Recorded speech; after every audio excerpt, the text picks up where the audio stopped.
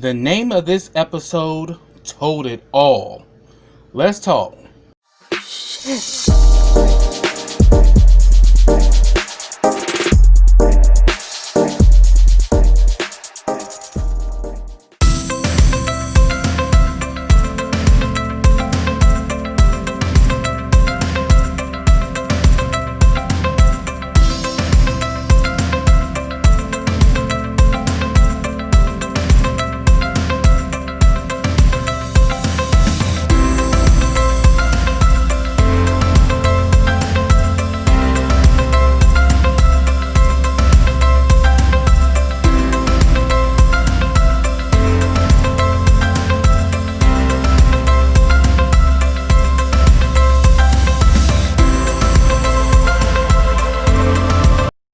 Hey, what's up everybody, and welcome back to KRSTV. This is your boy Kenny.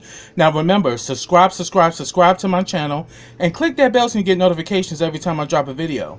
Also follow all the information I have in the description box as well as the comment section. Also like this video, comment on this video, and share this video. Now before I get started with this review, let me send a special shout out to the GMHC crew.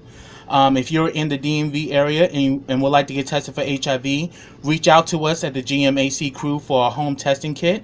You can have the kit mailed to you, or you can reach out to us and make a same-day appointment, and you can come to our location to pick one up. And if you're interested in getting set up for PrEP, which is HIV prevention, reach out to us at the GMHC crew for that as well. Also, if you're a fan of KRSTV and would like to become one of my Black Diamonds, sign up for my Patreon today. Black Diamonds, because in darkness, we still shine. For $3 a month, you get all of my content from YouTube, as well as special exclusive videos that will be for my Black Diamonds that will not appear on my YouTube channel.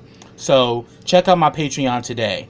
And also check out my YouTube partner, BK WorldTube, which is the Black Netflix. You get everything from like the Black Ink Crew to Love and Hip Hop. So after you watch this review, go in my link in the description box in the comment section to check out BK WorldTube. Now this is the Oval Season 1 Episode 16, and the name of this episode is The Dangerous Game. And as I said in my intro, the title of this episode told it all, because that ending was gag worthy. Now let me begin, because the beginning was gag worthy too, because it picked up where it left off, where Alan, who's actually the aide, we find out his name is Alan.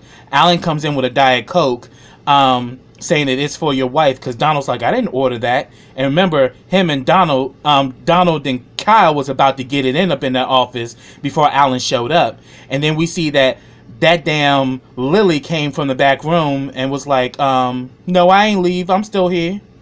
And that's where it picks up. And then all of a sudden she comes in and she's like, wow, you two were really quiet.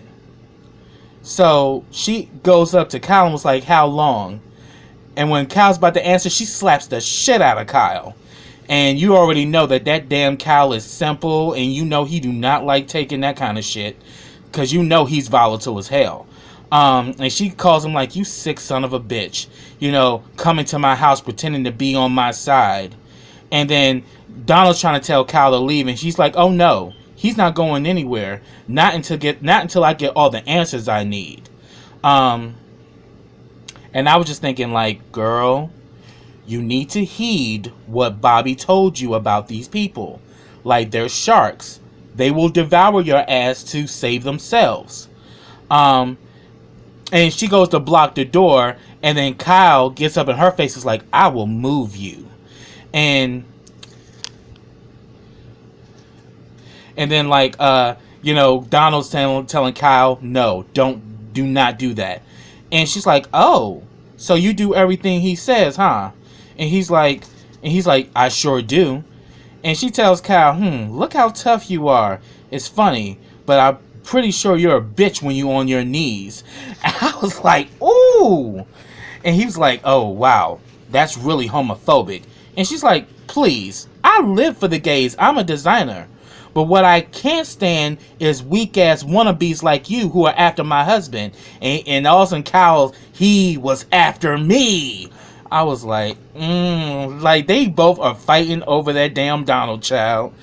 Um, so she's pretty much like, oh, so you were after him, Donald? Really? And then, he proceeds to try to leave again, and she ain't moving. Cal grabs her up and begins to put his arm around her and pretty much says, I can put her to sleep. You know what we have to do. You know what we have to do. But Donald instructs him to let her go. And Cal was about to leave. And then that damn Lily's like, so, who did the president kill? I was like, bitch. And then that damn Cal's like, oh, you shouldn't have did that. Like, so this is what you do, Donald? You chose this simple bitch from Watts? Really? And pretty much he says that if, like, anything that has been said better not leave this room. And she's like, you two don't scare me. She's like, really? Like, girl, you are clueless. You have no idea what you're a part of at all. So then he starts telling her, like, I'm sorry. He starts telling Donald, I'm sorry, baby. I'm sorry that I led you to this ridiculous person. And then he literally starts caressing him and kissing him right in front of her. She's like, am I not in the room? You really doing this shit in front of me? And then all of a sudden, he's like, baby, we have to do what we have to do and all this shit. And I'm like, he's pretty much kind of putting in Donald's mind, we're going to have to kill this bitch because this bitch knows too much and she could end everything. And as soon as she's about to leave, that damn Cal's like, don't you walk out that door. She's like, watch me. And literally went out the door and everything. And, Cal and Donald go back and forth, and Cal is still insisting, you know what we have to do. We know what we have to do. And he's like, look, I'm not going to do that. But if it comes to it, I will do it. I was like, oh, damn, Donald. So you literally lured this girl in under false pretenses, and now you want to kill her because now she know your tea? Evil motherfuckers. That's why I was like, Donald and Cal ain't shit. But more so Cal, because Cal's evil. And so is Donald. But Donald, I would say, has an agenda. And I think more is going to be revealed, as the show progresses. But yeah, but I would just say Cal's evil is more blatant than Donald's. So then we go back to the pharmacy. We see that Nancy and Priscilla show up. Sharon pretty much says that Barry lost control of the car and that Rich is in the hospital, but she tells Priscilla everything because she doesn't want Nancy to have another asthma attack because she has heart issues. So she tells Priscilla everything that happened. And then she tells her that, tell her while you get to the hospital, but I don't want to tell her right now because clearly she's in shock. So then we get a scene with Bobby and Lily. Bobby is screwing some chick in the bed at his little motel room. He gets a knock on the door. It's Lily. He lets Lily in, and Lily just goes to the girl and is like, leave. And she's like, excuse me? Leave. And then like and she's like, Bobby? And he's like, you need to leave. I was like, damn. You were just literally laying down that pipe and you just told her to get up and get the fuck out. So she leaves, and so pretty much she tells Bobby, it's true. The pictures you gave me, it's true. And he's like, well, how did you find out? And she said, I saw it with my own eyes. And next thing you know, she's like, are you in pain? And he was like, a little. And she's like, oh, take me. And they begin to have sex. And I'm like, dang, girl. He was just in there about to banging out this other chick. But clearly, she was just a body. He really wanted Lily. Because he pretty much told her to leave. And like, hey, Lily here. I can finally get what I really want. Because, yeah, Lily done put it on him, honey. So him and Lily start having sex. She literally gets on top of him and everything. I'm like, okay, Lily done turned into a damn freak. So then we get the scene with Kareem and Sharon. Kareem, just got checked out by the medics. He also finds out that there's no structural damage to the building, and that the fire marshal is gonna call a tow truck to come get the truck out of there. So he's pretty much, is like mad because everybody's around and he's trying to tell everybody to go home and all that. And Sharon is like, I gotta get out of here. And he's like, let me drive you. And she's like, don't you think you've done enough? He's like, I'm sorry. She's like, stop saying you damn sorry all the time. Look, I chose him and I chose you. You know what I'm saying? I'm like, yeah, you, in all honesty, you are the cause as to why these two fools are fighting, because you being a Tatiana, going back and forth between the two. Like you saying, but because I think she's in love with Bobby, but she loves the sexual chemistry that she has with Kareem, and she likes going back and forth between the two, which is why one of the reasons why she ain't quit that job, because she likes being around Kareem. She likes the fact that she drives him crazy. It boosts her ego.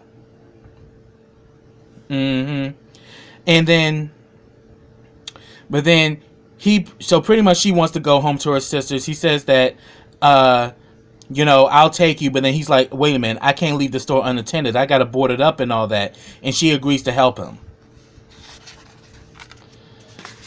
So then we get the scene with Hunter and Victoria. Victoria is doing her moisturizing routine, the same thing that she was doing when we first met her in the very first episode before they started scrapping with each other.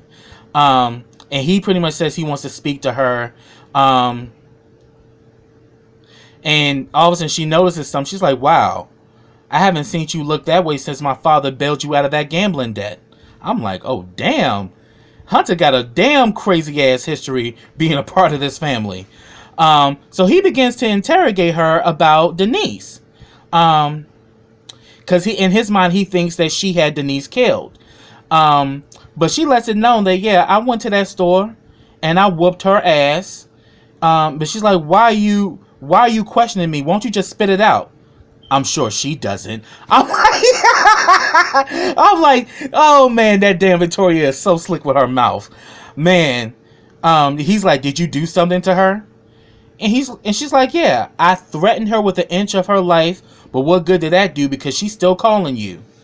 And then she's like, what's going on? Is she blackmailing you or something? Don't worry, I'll handle it. He's like, what you mean by that? He's like, look. She's like, look, if my parents find out, she will regret it. So I'm going to go and just talk to her.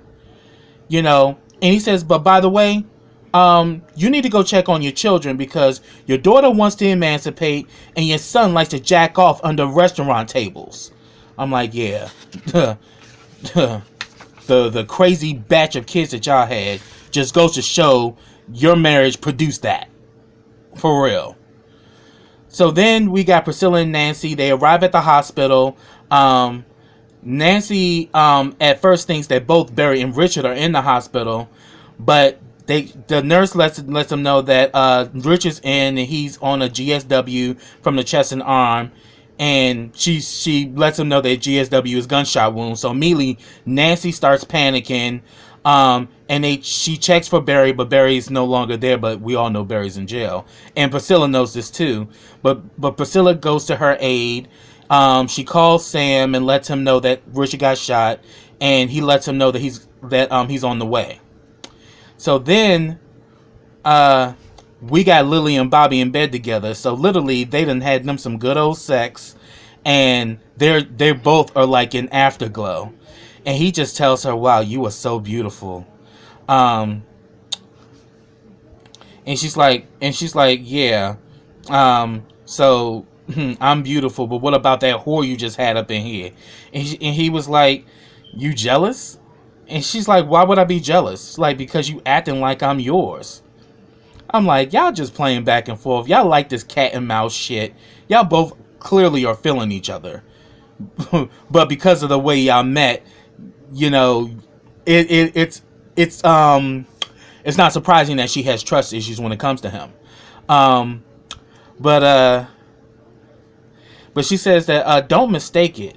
Don't mistake my needs for wants. I need this. But quite frankly, I don't want you. And especially after your sorry ass was hired to seduce me. And she was like, no, I was just supposed to follow you. I wasn't supposed to sleep with you. It just happened. So in a way, he's kind of letting me know that I really was feeling you. Um, and then she pretty much says, I gotta go. And he's like, where you going? I'm gonna grab a bag and I'm moving out. And he's like, you think he's gonna let you move out? She's like, he doesn't have a choice. And he's like, let me go with you. And I'm like, see, your ass should have let Bobby go with your ass. And she was like, hey, he's doing that to you. Why not let's return the favor? And she's like, no, I don't play that tit for tat and all of that. And, I'm not helpless and I'm going home. And he's like, then why did you come here? I'm like, oh, Bobby, really? Oh, it's so apparent that you got feelings for Lily now. Yeah, he's feeling her for real. And she was like, and she answered him. She says, shoot, I wanted to be laid by a man. I wanted to get laid by a man who likes women. But then he lets her know that burner phone I gave you, only call me on it and make sure you keep it hidden. Because I'm like, yeah, bitch, you going to need it. Especially after what goes down at the end of this episode, child. Whoo! So then we see Hunter and Donald talk. And Hunter tells Donald she didn't do it. Saying that Victoria didn't kill Denise. And then he pulls up a tablet and gives it to Hunter to show an evening news story about Denise, of how Cal spent the entire situation. Then we see that Nancy and Priscilla are still at the hospital. Nancy calls Barry. It goes straight to voicemail.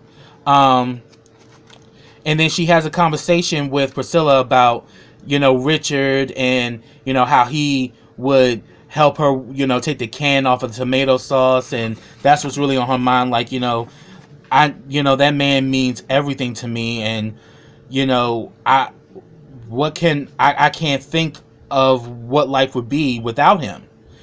And the nurse comes in and lets them know that he's still in surgery and she doesn't know anything else. So they decided to pray. And I have to say, Tasha's story was doing some great acting. So shout out to her who plays Nancy. She was just all emotional, breaking down just the thought that she could lose her husband. So then, as I was mentioned before, Donald gave Hunter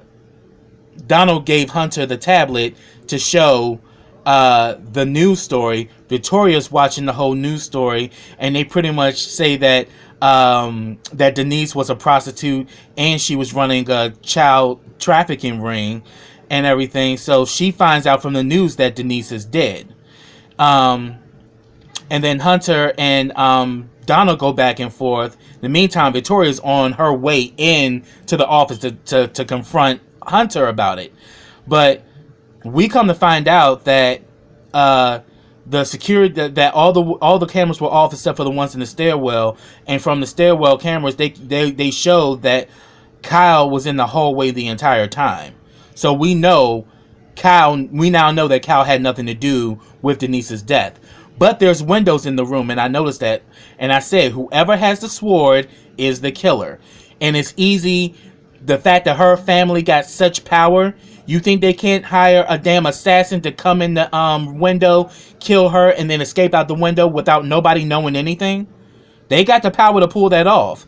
They got a Class A assassin to kill that bitch. So that's what I'm thinking. It's somebody that's going to be revealed later. And it's probably going to be somebody that we didn't think could possibly do that shit. So finally, Victoria shows up. And she pretty much confronts Hunter like, what did you do? And of course, Hunter is real shrewd with her like, well, clearly, if you watch the news, you know I had nothing to do with it. She's like, if this comes back on us and if it interferes on everything we've built, I will turn you over to my father. And now you know damn well Hunter was shook about that shit because her father works for one of the top richest families in the country. So her family, her father got a lot of power and he can have Hunter annihilated without question. So then we see she walks out. Donald and Kyle see her walk away, and they start talking, and Kyle is like, I'm sorry about everything. And he's like, are you? Like, hell no, that bitch ain't sorry. He wanted that shit to get out because he wants you, and he don't give a damn who knows it. And he's like, how in the hell did she get those photos? You know, and he pretty much asks Donald, so what are you going to do? And he says, what I have to do. And then Hunter calls him back in. And pretty much, you know, Hunter's asking Donald, are you sure you got this covered? Because she's a dog with a bone, and she's not going to let this go. And he's like, don't worry, it will not get traced back to you. And Hunter's like still saying, they're coming for me. I'm like, yeah, from the looks of it, they are. So, yeah, that Victoria's family is not to be fucked with. So then we see that Barry is being escorted into jail. He runs into Officer Jake again, and he has the officer sit him in his office, and he starts talking to Barry like, do you remember me? Barry is just irate like, what are you talking about, man? Like, where's my dad? I want to know if my dad's okay. And I'm like, damn. Like, he is so gone that he is just not, he's not rational at all. And then he says that, you know, what happened is that me and Kareem was fighting over it and we lost control of the gun and all that. And he was like, damn, you really got a bad luck with guns, don't you? And he's like, after your godfather gave a good word for you and you go out and do this? I'm like, the man lost his daughter. He's not in the right state of mind at all. So then Jake calls Sam. Sam has just arrived at the hospital. And Jake just went in on Sam. He's like, you know that kid you vouched for? He's back up in here. And I'm not letting him go this time. He's like, okay, fine. And he says that, like, so this is the thanks I get. After I sat up there and listened to you, and now this fool is back here again. And he says, I swear, if it comes to it, and then Sam was like, look, if it gets bad, just blame me for it. And he's like, nah, I'm not trying to get you to lose your job either. But I'll try to manage it. But he lets Sam know you get deeper and deeper in debt every day. So we saw that go down. So finally Sam meets up with Priscilla and Nancy. Priscilla goes out. Priscilla and Sam are outside of the waiting area, and Priscilla pretty much tells Sam that I didn't tell Nancy everything, you know. And when they go in there, Nancy's asking about Barry. Where the hell is that boy? And he lets him know that Barry's in jail and that he drove the car into the pharmacy on purpose. And she's like, with his daddy in the front seat? What the hell is going on with that boy? Why do y'all keep asking that? Like, come on. The boy lost his daughter and he has no idea where she is. Like, he loves his daughter and his daughter has been taken from him. He's not in his right state of mind, nor will he be until he finds her. But the problem is that he's making a lot of bad choices and just creating caution everywhere he goes, and every decision he makes, he's just creating more and more shit. But it's like, y'all act like y'all don't understand that this boy lost his daughter. So yes, he's lost his mind. Like any parent would lose their mind if something would have happened to their kid. But it's like, even Priscilla's like, what the hell is going on with that boy? Like, he lost his daughter. Like, why are y'all not getting that? But, you know, Sam tells him that, you know, he's in jail and all of that. And that him and Kareem was fighting over the gun, and that's how Richard got shot. Yeah, because Kareem was the one who fired the fucking gun. Barry was just trying to prevent him from shooting him, because really, at the end of the day, Kareem would have killed Barry just to have Sharon. That's how possessive and jealous he is of Barry. And then she's like, oh, that boy needs mental help. Yeah, he does. But then again, we understand that how Barry is out of control, he gets that from his mother. He definitely gets that from her because Richard is very cool and how he is strategic with stuff. Nancy always loses it, you know. And we see that Barry, I think, has that same reaction to situations where he would just lose it and just go off, just like his mother. So then we get the last scene, the scene that was gag worthy. Lily comes into the house.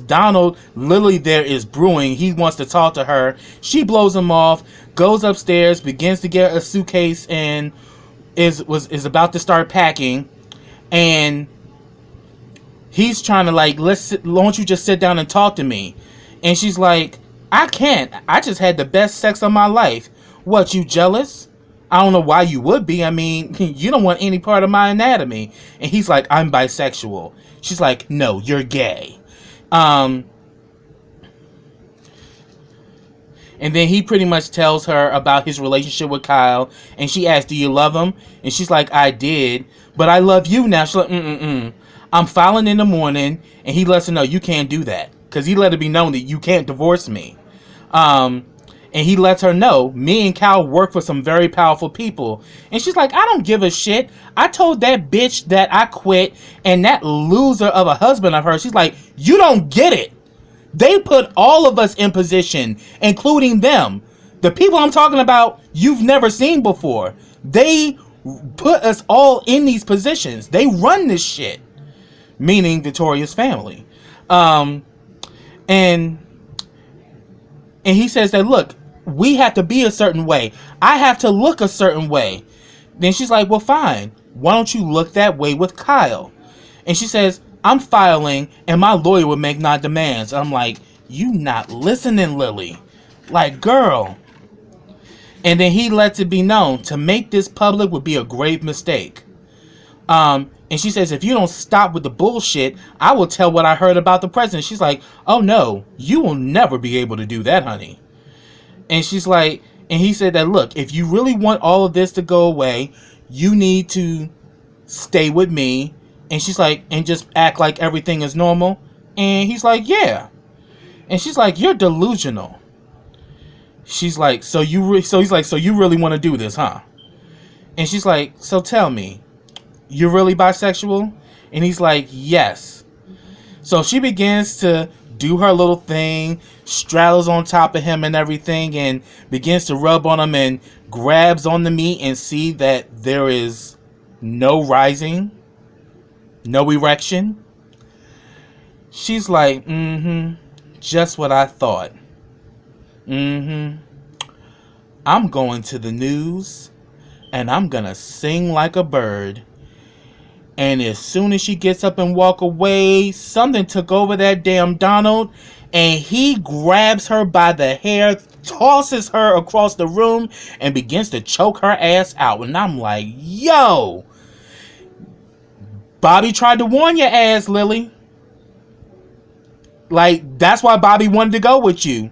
Like, boo-boo, this man is closeted. He's the chief of staff of the United States.